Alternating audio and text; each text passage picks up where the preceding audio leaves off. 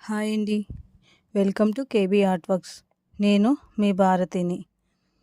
ఈరోజు పంచదార గవ్వలు ఎలా చేసుకోవాలో చూద్దాం. గవ్వలు తయారు చేసుకోవడానికి నేను 1 కేజీ మైదా పిండిని ఒక గిన్నెలో తీసుకుంటున్నాను.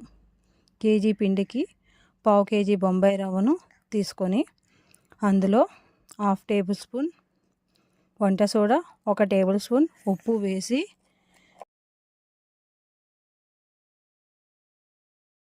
150 గ్రాముల వరకు నెయ్యిని వేసుకుంటున్నాను. నెయ్యి వేయడం వల్ల గవ్వలన్నవి గుల్లగా వస్తాయి. నెయ్యికి బదులు డాల్డా కానీ వెన్నను కానీ వేసుకోవచ్చు.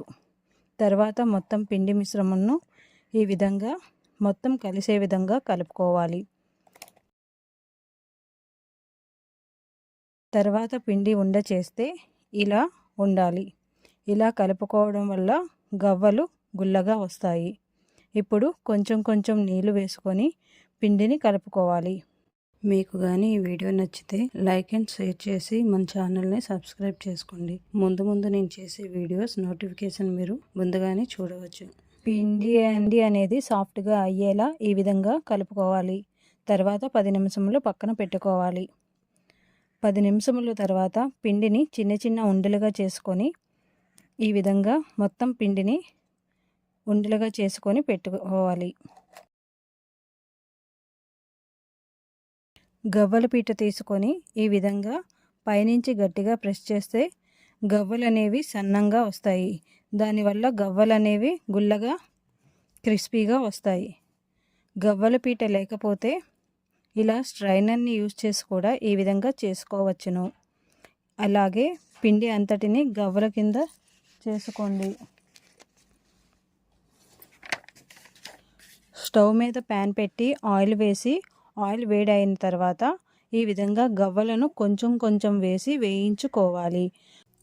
మంటను మీడియం ఫ్లేమ్లో పెట్టి గవ్వలను వేయించడం వల్ల గవ్వలు లోపల కూడా వేగి గవ్వలు గుల్లగా క్రిస్పీగా వస్తాయి. తర్వాత గవ్వలకి పాకం పెట్టుకోవడానికి స్టవ్ మీద మందంగా ఉండే గిన్నెని పెట్టుకొని అందులోనికి 1/2 కేజీ కంటే తక్కువ పంచదారను వేసుకొని దానిలోనికి కొంచెం వాటర్ని వేసి ఈ విధంగా పాకం అనేది పట్టుకోవాలి. నేను లేత పాకం పట్టుకుంటున్నాను. మీరు ఈ పాకంలోకి యాలకుల పొడి కూడా వేసుకోవచ్చును. అది ఆప్షన్ మాత్రమే. నేను వేయడం లేదు. ఈ పాకంలోనికి గవ్వలను వేసి స్టవ్ ఆపివేయాలి. తర్వాత గవ్వలను పైకి కిందికి కలుపుకోవాలి. అలా కలుపుకోవడం వల్ల పాకం అనేది గవ్వలన్నిటికీ పడుతుంది.